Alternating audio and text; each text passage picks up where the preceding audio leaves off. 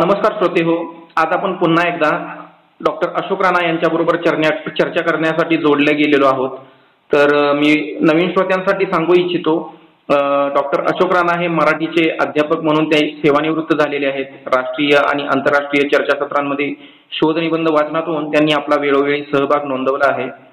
शोध नियतकालिकांतून त्यांच्या शोधनिबंधांना प्रसिद्धी मिळत राहिली. आजवर त्यांची जवळजवळ 77 पुस्तकं प्रकाशित झालेली आहेत. विश्वकर्मा पब्लिकेशन, प्राजक्त प्रकाशन, जिजाई प्रकाशन अशा अनेक प्रकाशन संस्थांकडून त्यांची विविध विषयांवर अनेक पुस्तकं प्रकाशित झालेली आहेत. ती पुस्तकं आम्ही वेळोवेळी वाचनासाठी तुम्हाला सांगत असतो. ती पुस्तकं नक्की मागवा, वाचा, चिंतन करा, त्यावर चिकित्सा करा. आज आपण त्यांच्याकडून सत्यनारायण पूजा या मागचं सत्य काय आहे, त्यात मागचं रहस्य काय आहे, सत्यनारायण पूजा कशासाठी आणि आपण का पूजा करतो ती याबद्दल माहिती जाणून घेणार आहोत. तर नमस्कार सर. नमस्कार. हा, तर सर, सत्यनारायण पूजेबद्दल थोडंसं जाणून घ्यायचं होतं. अनेक लोक नवीन घरात म्हणजे अनेक वेळोवेळी आपण ऐकत असतो सत्यनारायण पूजा फॉलो करतात. तर काय गमक आहे सत्यनारायण पूजेमागचं रहस्य काय आहे आणि सत्यनारायण पूजा कशासाठी याच्याबद्दल थोडं जाणून घ्यायचं होतं. काय सांगता येईल?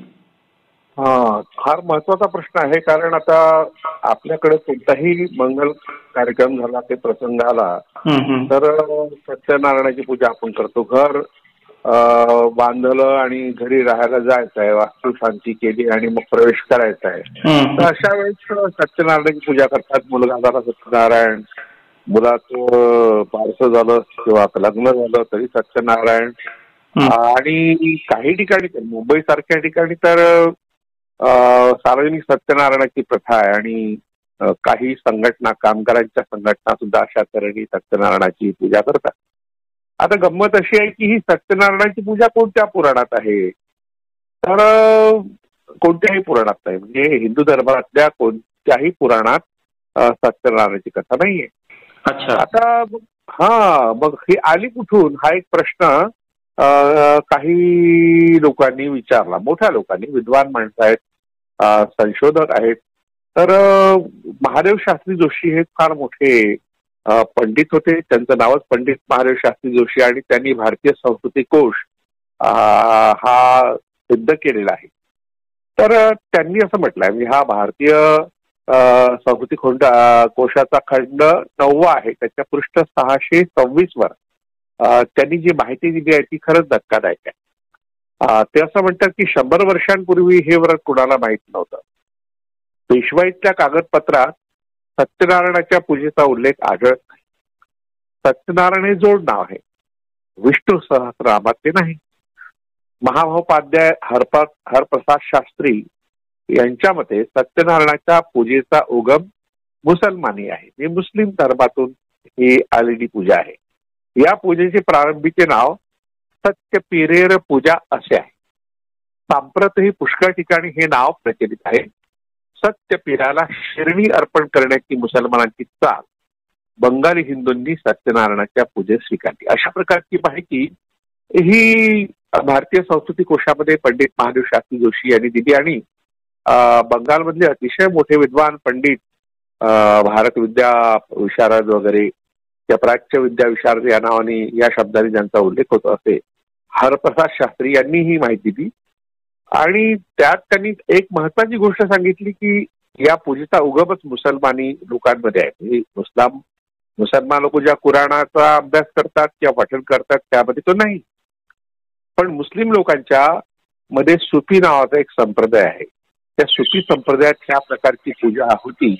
आता ही प्रथा कशी आहे त्याबद्दल आणखी त्यात पुढे अशी माहिती दिलेली आहे की सत्यपीर हा वृद्ध ब्राह्मणाच्या रूपाने लोकांना दर्शन देतो, अशा प्रकारच्या कथा ओरिसात. आपण जे सत्यनारायणाची पूजा करतो त्यामध्ये कथा नाही आहे. हे व्रत स्त्रियांना मिळत नाही, म्हणजे स्त्रियांना या व्रतामध्ये सहभाग घेता येत नाही.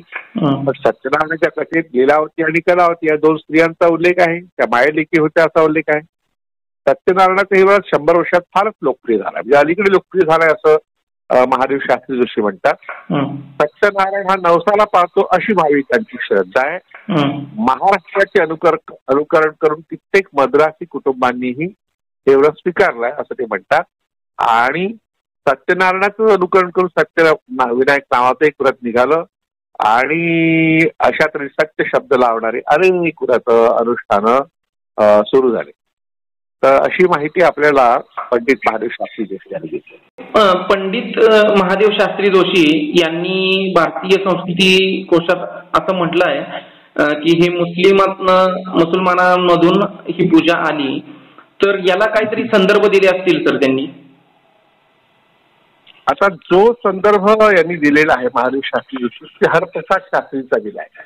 हरप्रसाद शास्त्री हे बंगालमधले अतिशय विद्वान मोठे विद्वान होते आणि त्यांच्या संशोधनाचा फायदा भारतातल्या आणि भारताबाहेरच्या अनेक अभ्यासकांना झालेला आहे.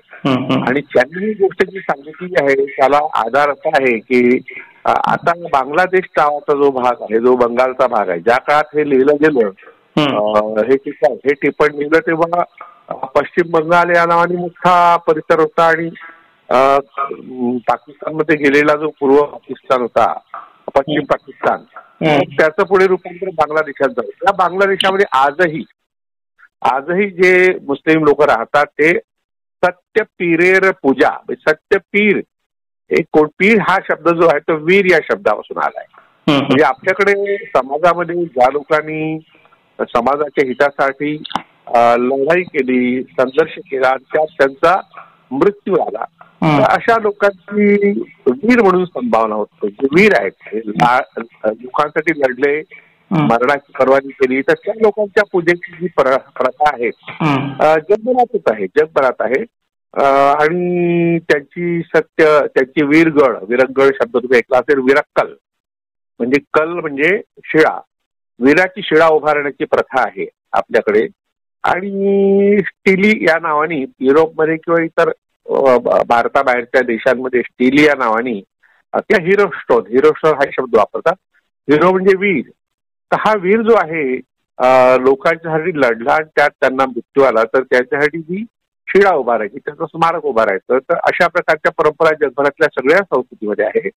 पण आपल्या भारतामध्ये वीर शब्द असल्यामुळे त्याच्यावर मग सुफी संप्रदायामध्ये पीर हा शब्द आला.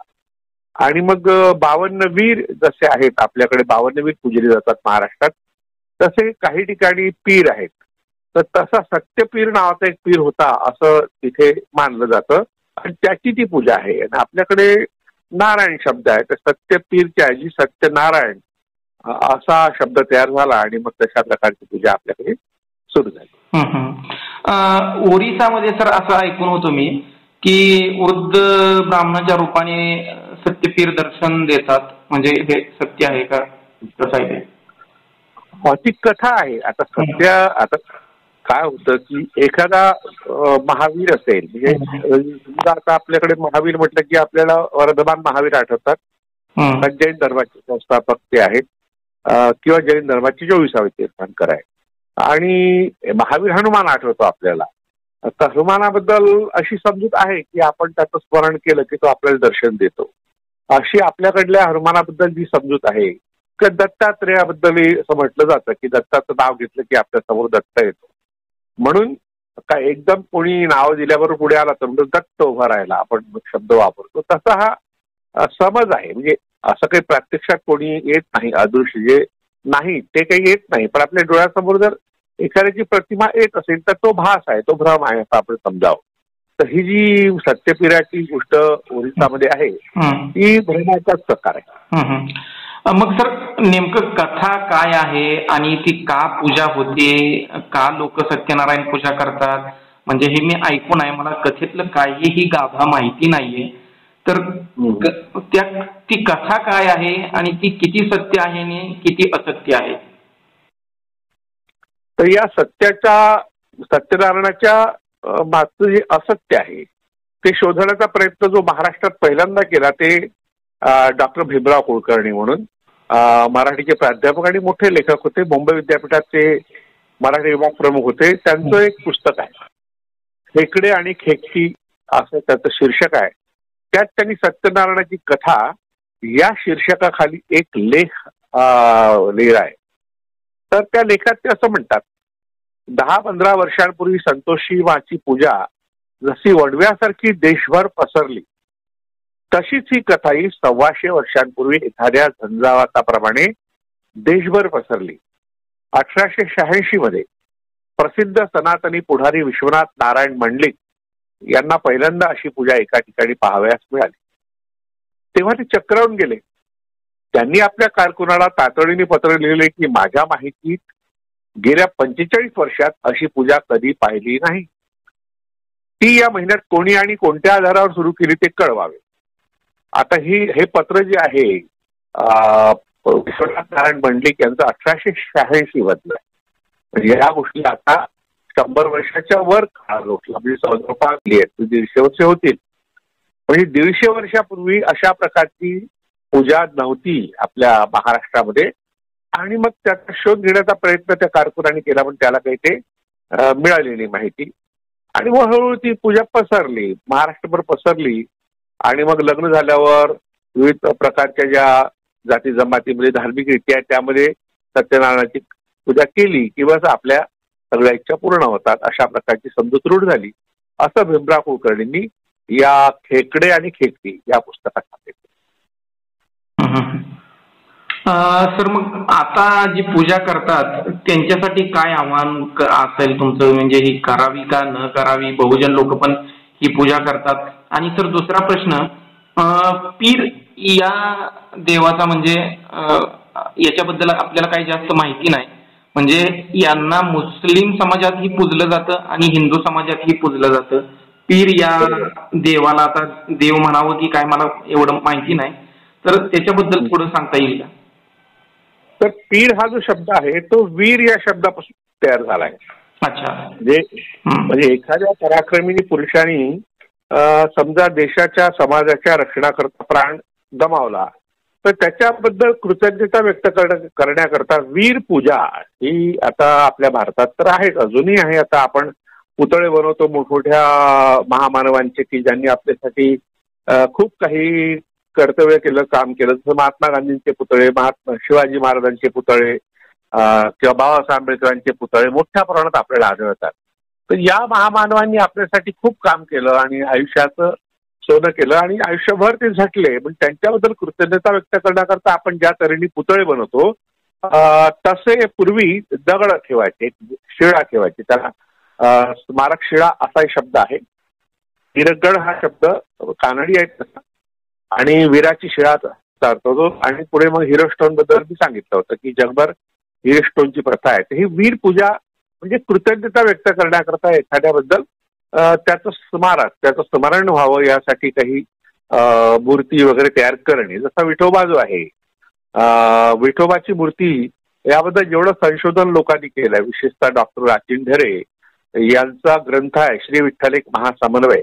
त्या ग्रंथामध्ये सगळ्या प्रकारच्या संशोधकांनी जी जी आपापल्या परीने मांडणी केली आहे, दलरी आहे, गुंतर सोनथायमर आहे, या जर्मन लोकांनी जो अभ्यास केला आणि त्यांनी जागतिक पातळीवरचा अभ्यास केला, त्यातून त्यांनी असं सिद्ध केलं, असा निष्कर्ष काढला की विठ्ठल हा वीरगळ आहे. म्हणजे एखाद्या वीराने गुरांच्या रक्षणाकरता, आता गुरांचं रक्षण करणारे गुराखी असतात, तेव्हा मग गुरं पळवण्याकरता काही लोक तलवारी वापरतात किंवा भाले वापरतात किंवा सैन्य दळ त्यांच्याकडे असतं आणि मग त्या गुरं पळून नेतात. तर अशा वेळेस मग लढाई होती, छोटीशी लढाई असो मोठी असो. आणि ह्या लढाईच्या वेळेस मग जो मरण पावला त्याला आपण गुरांसाठी लढलेला म्हणजे त्याला गोप हा शब्द आहे. गोप म्हणजे गाईचं पालन करणारा, आणि हा पालन करणाऱ्याला मृत्यू आला म्हणून त्याचं स्मारक बनवण्याची प्रथा आली. आणि त्यातून मग विठोबा हा एक वीर म्हणून त्याचा उल्लेख जो महानुभाव संप्रदायाच्या लीळा चरित्रात प्रामुख्याने विठ्ठल वीरू लीळा कथान, म्हणजे विठ्ठल हा वीर होता अशा प्रकारची कथा लीळा चरित्र आपल्याला आढळते. ही चक्रधर स्वामी सांगतात असं तिथे म्हटलंय. तर यावरून एक स्पष्ट होतं की विठ्ठल सुद्धा वीर आहे आणि वीराची शिळा, स्मारक शिळा. तर या प्रथा परंपरा जगभरातल्या सगळ्या संस्कृतीमध्ये आहे आणि त्याच परंपरेचं पालन म्हणा की अनुकरण सुफी संप्रदायातल्या लोकांनी केलं. म्हणजे सुफी संप्रदाय हा इस्लाम मधला एक संप्रदाय आहे जो थोडासा बंडखोरी विद्रोह करणार आहे. तर त्यांनी काही परंपरा जगातल्या इतर धर्मातल्या त्या संस्कृतीतल्या परंपरा घेतल्या आणि मग आपला धर्म किंवा आपला संप्रदाय हा समृद्ध केला. त्यातून ही वीर पूजा त्यांनी घेतली आणि त्याला त्यांनी पीर म्हटलं. वीरचं रूपांतर पीर झालं आणि मग आपल्या पूर्वजांच्या पूजेचा एक प्रकार त्यांच्यात पडला. पूर्वज पूजेचा हा प्रकार आहे असं आपल्याला म्हणता येईल. अच्छा सर, मला पुन्हा एकदा तेच विचारावं वाटतं, सत्यनारायण कथा नेमकी काय आहे आणि काय चिकित्सा करता येईल त्या कथेवर? कारण दामोदर कोसंबी यांनीही तिथं चिकित्सात्मक काहीतरी पुराण कथा व वास्तवता या ग्रंथात त्यांनी भाष्य केलेलं आहे. तर मला ह्या सत्यनारायण कथेत काय सांगितलेलं आहे आणि त्याच्यावर थोडीशी चिकित्सा मला त्या कथेवर जाणून घ्यायची होती तुमच्याकडून. दामोदर धर्मानंद कोसंबी हे मुळात गणितज्ञ आणि विशेषतः भौतिक शास्त्रज्ञ होते. म्हणजे अणुभट्टी आपल्याकडे मुंबईला जी आहे त्या अणुभट्टीच्या उभारणीत त्यांचा मोठा सहभाग होता. होमी जहांगीर भाभा हे त्यांचे मित्र होते आणि बॉसही होते. तर अशा तऱ्हेने एक विज्ञानाच्या क्षेत्रातल्या माणसांनी भारताच्या इतिहासाचा शोध घेण्याचा प्रयत्न केला आणि विशेषतः पुराण कथा ज्या असतात, मिथकथा आपण ज्यांना म्हणतो, त्याच्या मुळाशी जाण्याचा प्रयत्न केला. मिथ अँड रियालिटी नावाचा त्याचा ग्रंथ आहे, त्यांचा ग्रंथ आहे आणि त्याचं मराठी भाषांतर पुराण कथा आणि वास्तवता असं झालंय. तर कोसंबी त्या व्रताविषयी असं म्हणतात की याला पुराणात काहीच आधार, जे त्यांनी पुराणांचा अभ्यास तपून केलाय असा माणूस म्हणतोय. आणि सत्यपीराचा सत्यनारायण झालाय. सत्यपीर हा एक सुफी संप्रदायातला पीर होऊन गेला कोणतरी वीर पराक्रमी, आणि त्या पीराच्या ऐवजी आपण त्याला नारायण शब्द लावला आणि त्यांनी आधार दिला की बंगालमधील रामेश्वर भट्टाचार्य यांनी सत्यपीरेर कथा नावाचा ग्रंथ लिहिला. हा जो रामेश्वर भट्टाचार्य आहे त्यांचं जे पुस्तक आहे ते श्री नागेंद्रनाथ गुप्ता कोलकाता विश्वविद्यालय यांनी 1930 मध्ये प्रकाशित केलेला ग्रंथ आहे. आणि त्याच्या आधारे मग आपल्याकडे सत्यनारायण आला आणि मुसलमानांच्या कथेला हिंदूंनी स्वीकारलं असं त्यांचं मत आहे. म्हणजे दामोदर धर्मानंद कोसंबी, डी कोसंबी या नावाने प्रसिद्ध आहे. सर तीच कथेचा गाभा मला जाणून घ्यायचा होता, म्हणजे काय आता ही कथा आहे याबद्दल जे संशोधन केलं तर यापूर्वी मी सांगितलं भीमराव कुलकर्णी यांनी पूजेचा उगम सांगितला आणि त्यातल्या बदमाशाही सांगितल्या आहे. तर बदमाशी कशी आहे की त्या शब्दाचा खेळ केलेला, छळ, शब्दच्छल आपण त्याला म्हणूया. या पोथीच्या प्रत्येक अध्यायाच्या शेवटी ही कथा स्कंद पुराणातील रेवाखंडात असल्याचं म्हटलंय. पण भीमराव कुलकर्णी म्हणतात ही शुद्ध थाप आहे, स्कंद पुराणाची कथाच नाहीये. म्हणजे प्रत्येक अध्यायाच्या शेवटी स्कंद पुराणाचा उल्लेख स्कंद पुराणे रेवाखंडे प्रथमोध्याय वगैरे वगैरे भटजी म्हणतो, पण स्कंद पुराणाची कथाच नाही. मग या कथेत जे सांगितलं आहे की बा तुम्ही पूजा केली सगळ्या इच्छा पूर्ण होतात, काही केली तर देवाचा कोप होतो, अशा प्रकारची कथा आहे. पण या सत्यनारायणाची कथाच नाहीये. ज्या सत्यनारायणाची पूजा आपण करतो प्रामुख्याने हिंदू लोक करतात, तर त्या सत्यनारायणाची कथा नाही, ही फसवणूक नाही का? मग हरा देवेकर नावाचे फार मोठे विद्वान कोकणातून गेले, त्यांना एका सत्यनारायणाच्या पोथीचं हस्तलिखित मिळालं. तर त्या पोथीत त्यांना असं दिसलं की स्कंद पुराण शब्द नाहीये, तर स्कन्न पुराण आहे. स्कन्न म्हणजे अगदी प्राचीन कोणतातरी पुराण, म्हणजे या नावाचं पुराणच नाहीये, पण तो वापर केला पंडितांनी सुरुवातीला, मग त्याचं स्कंद असं रूपांतर केलं. म्हणजे भटजी लोक कसं फसवतात याचा मोठा पुरावा आहे. आणि त्यांनी अशा तरी पूर्वखंडे शब्द आहे मुळात त्यांनी रेवाखंडे केला, म्हणजे एक मोठं असत्य सत्याच्या नावाने दडपून दिलं. यावर भीमराव कुलकर्णी असं म्हणतात की सत्यनारायण पोथी संस्कृत मधून लिहिणाऱ्या आणि ही पोथी स्कंद पुराणात आहे म्हणून तिला धार्मिक प्रतिष्ठा देणाऱ्या थोडा अज्ञात ब्राह्मणाच्या शहाणपणाचे कौतुक करावे तितके थोडेच आहे. बंगालमध्ये मुसलमानांच्या पीराच्या ठिकाणी मलिदा प्रसाद म्हणून मुक्तप्रमाणे वाटला जात होता, त्याचे संस्करण करून आजच्या प्रसाराची त्या ठिकाणी योजना केली. आणि प्रसारासाठी गव्हाचा रवा उपलब्ध नसेल तर, कारण गहू मिळत नाही बंगालमध्ये, आपल्या महाराष्ट्रात ती कथा होऊ शकत नाही, गहू सहज मिळतो. तर त्या ठिकाणी गहू नसेल तर तुम्ही तांदूळ वापरा, तांदूळाचा रवा वापरा. तांदूळाचा रवा आपण कधी पाहिलाच नाही. म्हणजे बंगालमधल्या भटजींनी कथा पहिल्यांदा तयार केली आणि मराठीमध्ये त्याचं रूपांतर करून इथल्या भटजींनी आणखी त्यात मुलामा चढवला. तर मुळात ही बंगालच्या वातावरणावर आधारलेली कथा आहे असं भीमराव कुलकर्णी म्हणतात. आणि दुसरी गोष्ट ती मुसलमानांची, हिंदूंची नाही, असं त्यांनी स्पष्ट केलेलं आहे. मग सर ते भटजींना आता शेतकरी कामगार वर्ग घाम गाळून जो पैसा मिळवतो तो त्या पूजेत अनेक वेळा दान करावं लागतं त्यात, आणि भरपूर ते दान द्यावं लागतं पुजाऱ्याला. त्याच्याबद्दल काय सांगता येईल सर? तर आपण श्रद्धेच्या नावाने जे असलं असलं ते सर्व गमवायला तयार राहतो. ही आपली मानसिकता आहे धार्मिक लोकांची. आपल्या मुलाला आपण बदामाचा शिरा नाही देणार, पण भटजीला बदाम देतो. भटजीच्या मुलाला बदाम मिळावं, खारीक मिळावी, हळकुंड मिळावं, सुपाऱ्या मिळाव्या, मी त्यांची पोटं भरण्याकरता किंवा त्यांच्या घरात हे फुकट फाकट मिळण्याकरता अशा प्रकारच्या पूजेचं स्वरूप हे आपल्या भटजींनी करून ठेवलेलं आहे. असं काही त्या बंगालमध्ये किंवा मुस्लिमांमध्ये नाहीच आहे. म्हणजे आपण आपल्या सोयीनी आपल्याला फायदा जात असेल अशा प्रकारची कथा तयार केली. आणि त्यात नारायण शब्द जो वापरलाय त्याबद्दल अभ्यासकांचं असं म्हणणं आहे की नारायण ही देवता जी आहे ती द्रविडी संस्कृती आणि बौद्ध धर्म यांच्या संसर्गातून द्यायला लागली. आणि तिच्या लोकप्रियतेचा फायदा घेऊन त्या नारायणापेक्षा आपला नारायण सत्य आहे म्हणून सत्यनारायण हा शब्द तयार केला. जसं शिर्डीच्या साईबाबाचा फायदा, त्यांच्या लोकप्रियतेचा फायदा घेऊन सत्य साईबाबा नावाचा इथोंगी बाबा स्वीकारला होता, तयार झाला होता.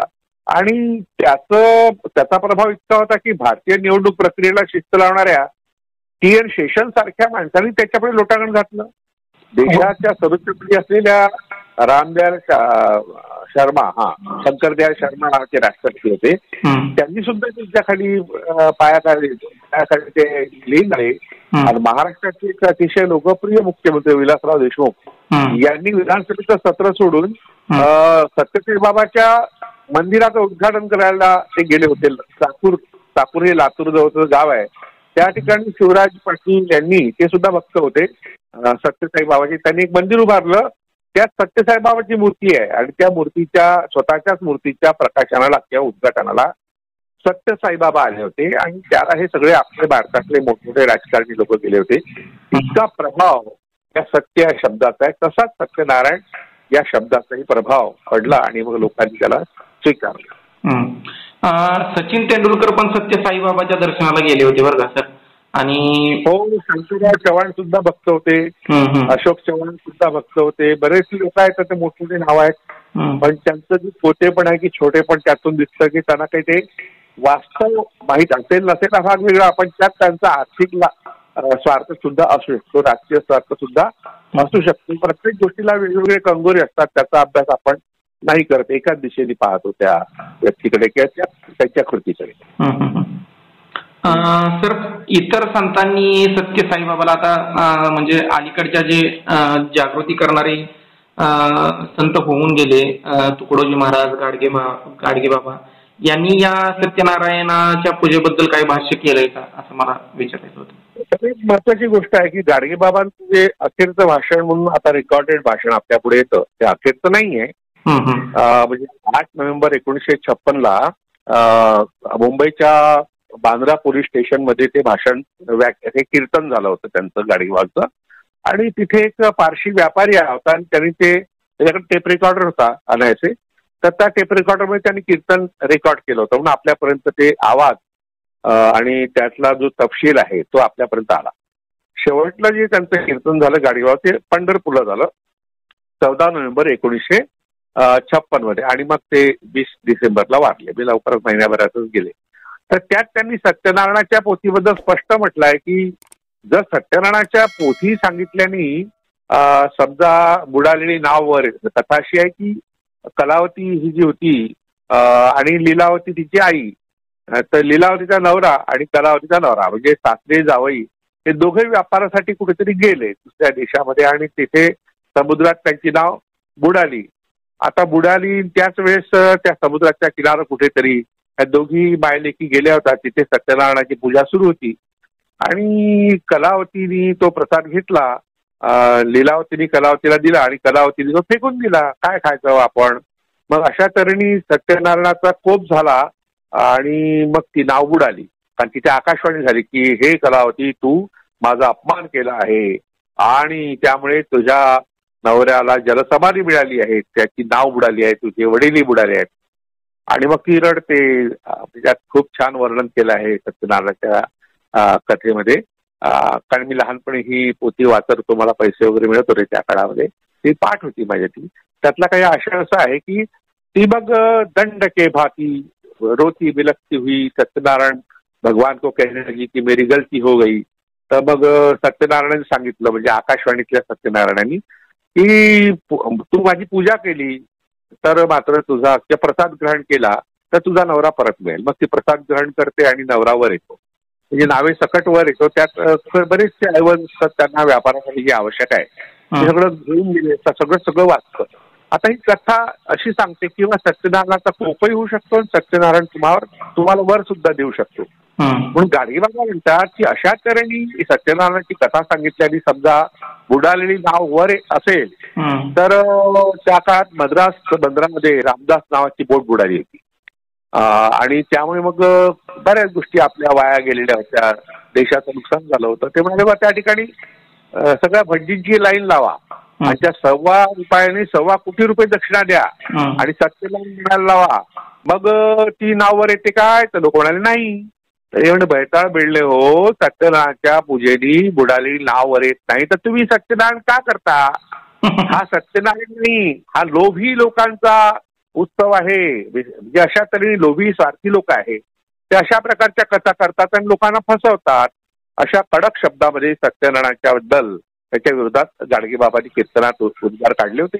आणि आजही आपण जे रेकॉर्ड ऐकतो तेव्हा आपल्याला खरंच वाटतं की हे तर किती वर्षापूर्वी झालं, 1956, म्हणजे आता 69 वर्षापूर्वीची घटना आहे.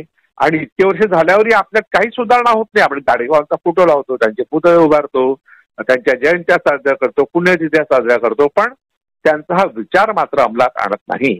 मग सत्यनारायण सांगणारे जे भटजी आहेत त्यांना तरी हे माहित आहे की गाडगेबाबांनी काय सांगितलं, किंवा सत्यनारायणाच्या कथेमध्ये सत्यनारायणाची कथा आहे काय हे तर त्यांना माहित नसतं.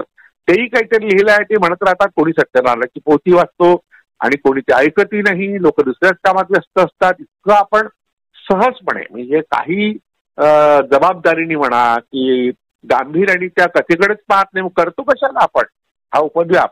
आणि आपल्या लेकरा बाळांना जर बदाम आता शिरा मिळत असेल तर त्या भज्जीच्या पोराला मिळावा यासाठी तुम्ही आटापिटा का करता? आणि तो भज्जी आजकाल तर स्वतःच घेऊन येतो. आजकाल त्याचे पॅकेज असतात की एवढे पॅकेज आहे, मग तो सगळं साहित्य घेऊन जातो. ते साहित्य मग दुसऱ्या यजमानाकडे जातो. एकच साहित्य वारंवार तो फिरवत राहतो, पैसे मात्र दुप्पट तिप्पट चौपट त्याला मिळत राहतात. अशा प्रकारे भज्जीच्या पोटापाण्याची सोय लावणारा हा एक प्रकारचा, म्हणजे आपण रोजगार हमी योजना जी असते तशा प्रकारची भज्जीचीही रोजगार हमी योजना आहे असं अनेकांनी म्हटलेलं आहे. खरंय सर. बुडालेली नाव जर वरती येत असेल तर आता उजनी धरणात एक नाव बुडाली, टायटॅनिक ही एक मोठी नाव बुडाली. त्या इंजिनियर, त्या डिझायनरनी, आर्किटेक्टनी अशी पूजा घालून ती नाव का वर आणली नाही, हा मोठा प्रश्न आहे. म्हणजे हे कळायला पाहिजे. जर चिकित्सा केली तर लोकांना हे कळायला पाहिजे. सर अजून काही मिस होत असेल तर कव्हर करता येईल का सत्यनारायणाच्या पूजेबद्दल? एक सत्यनारायणाची पूजा जरी लोकप्रिय असली तरी आता नवीन पूजा तयार होत राहत. जसं वैभव लक्ष्मी नावाचं एक व्रत अलीकडे आलं आणि ज्या सुखवस्तू लोकांच्या बायका आहेत त्यांच्याकडे भरपूर पैसा आहे, पण नवरा भ्रष्टाचाराने हा पैसा मिळवलेला नवरा कधी अडकू शकतो भ्रष्टाचारामध्ये, राजकारणी लोकही त्याला त्रास देऊ शकतात. या भीतीने मग हे वैभव लक्ष्मी व्रत करतात आणि त्याच्या पोथ्या ज्या आहेत त्याची ज्या प्रती आहेत त्या जास्तीत जास्त लोकांना विकल्या तर जास्त फायदा होतो, किंवा फुकट वाटल्या तर जास्त फायदा होतो. अशा तऱ्हेच्या कथा, अशा प्रकारच्या सूचना त्या प्रकाशकांनी त्यात लिहिल्या असतात. म्हणून वैभव लक्ष्मीचं व्रत हे मोठ्या प्रमाणात आज सुरू आहे. म्हणजे हे त्यालाही काही पुराणात आधार नाही. ज्याप्रमाणे सत्यनारायणाला आधार नाही तसे वैभव लक्ष्मीला आधार नाही. आणि साधारणतः 50-60 वर्षांपूर्वी संतोषी माता नावाची एक नवीन देवी तयार केली कोणीतरी, ती मंदिरही बऱ्याच ठिकाणी झाली, त्यावर सिनेमाही निघाला, त्याचं एक व्रत तयार झालं. म्हणजे एक काल्पनिक किंवा कुठेच ज्याचा उल्लेख नाही पुराणांमध्ये हिंदूंच्या, अशा प्रकारच्या अनेक कथा लोक तयार करतात आणि लोकांना भंडवतात, फसवतात. अशी फसवणूक होते. अशा हिंदुत्ववादी जे आहे, जे स्वतःला हिंदुत्ववादी म्हणवतात, तर त्यांनी यावर कोणती कारवाई केली? जसं सत्यनारायणाची कथा हिंदूंची नाही, मुसलमानांची आहे. मग मुसलमानांची कथा हिंदूंना चालते कशी, हा एक प्रश्न आहे. हिंदुत्ववाद्यांनी त्यावर उत्तर दिलं पाहिजे खरं म्हटलं म्हणजे, आणि ती थांबवली पाहिजे जर खरंच ते हिंदुत्ववादी असतील तर. ते जर असा ढोंगीपणा करत असतील तर त्यांना आपण घराच्या बाहेर काढावं की घरात प्रवेशच देऊ नये. म्हणून अशा प्रकारचं शोषण कोणी कुणाचं करत असेल त्याच्या विरोधात आपण गेलं पाहिजे असं मला वाटतं. खरं आहे सर. सांगायचं हेच आहे की फक्त सत्यनारायण पूजा हीच नव्हे तर अशा अनेक पूजा ज्या कष्टकरी कामगार शेतकरी जे आपले घामानी पैसा मिळवतात अशा लोकांना लुटण्यासाठी असतात. फक्त समोरच्या पुजाऱ्याचं पोट भरण्यासाठी असतात. अनेक विद्वानांनी आता तुम्ही वेळोवेळी उल्लेख करतात पंडित महादेव शास्त्री जोशी, त्याचबरोबर त्यांनी जो संदर्भ दिला हरप्रसाद शास्त्री, त्याचबरोबर भीमराव कुलकर्णी, तसंच जे शास्त्रज्ञ सांगितले तुम्ही म्हणजे इतिहास संशोधक दामोदर धर्मानंद कोसंबी, त्याचबरोबर खुद डॉक्टर अशोक राणा यांनीही सांगितलंय की आता ह्या कथा म्हणजे निवळ थोतांड आहेत, हे सगळ्यांनी समजून घ्यायला हवं आणि आपल्या कष्टावर आपल्या कर्मावर आपल्या जिद्दीवर विश्वास ठेवायला हवा. जेवढं कष्ट कराल तेवढं आपलं चांगलं होत राहील हे साधं समीकरण आहे सर. हे लोकांना कळायला पाहिजे. सर पुढच्या भागामध्ये काय घेता येईल आता तुम्हीच जाहीर करा. आता पुढच्या भागामध्ये अनेक विषय आहेत. आपण दिवाळी संबंधीचे काही विषय घेऊ शकतो. विशेषतः दिवाळी साजरी करण्याच्या प्रथा परंपरा कशा आहेत आणि दिवाळी बौद्ध शीख आणि जैन लोक कसे दिवाळी करतात अशा प्रकारचा एक भाग आपण पुढल्या वेळेस घेऊ. दिवाळी जैन बौद्ध आणि शीखांची असं त्याचं शीर्षक राहील. सर माझी एक विनंती आहे कारण आता आपण डॉक्टर अशोक राणा या पॉडकास्टमध्ये संत गाडगेबाबा यांच्याबद्दल चर्चा केली होती. मला थोडंसं आता तुमचं एक पुस्तक पण आहे तुकडोजी महाराजांबद्दल, तर तुकडोजी महाराजांबद्दल थोडंसं मला जाणून घ्यायचं होतं तुमच्याकडून, तर त्यावर चर्चा करता येईल. पुढला एपिसोड तुकडोजी महाराजांना घेऊ कारण आता 31 ऑक्टोबरला त्यांची जयंती येते बहुतेक आणि त्यानिमित्तानं लोकांना तुकडोजी महाराज कोण होते हे कळेल. आपण मग असं करू दिवाळीच्या नंतर घेऊ मग आणि तुकडोजी महाराजांचा. Yes sir. तर श्रोत्यांना माझी विनंती आहे सरांची पुस्तकं तुम्ही नक्की मागवा. आम्ही वेळोवेळी व्हिडिओमध्ये अनेक प्रकाशन संस्थांचे संपर्क क्रमांक देत आहोत, त्याला कॉल करून तुम्ही ती पुस्तकं मागवू शकता. तसेच Amazon.com या वेबसाईटवर ती उपलब्ध आहे, तिथेही तुम्ही ती ऑर्डर करू शकता. अनेक प्रकाशन संस्थांना कॉल करा, त्यांच्याकडून पुस्तकं मागवा, वाचा, चिकित्सा करा, चिंतन करा आणि पुढच्या भागामध्ये भेटूया आपण संत तुकडोजी महाराज यांच्याबद्दल माहिती जाणून घेण्यासाठी. सर वेळ दिल्याबद्दल खूप खूप धन्यवाद. धन्यवाद.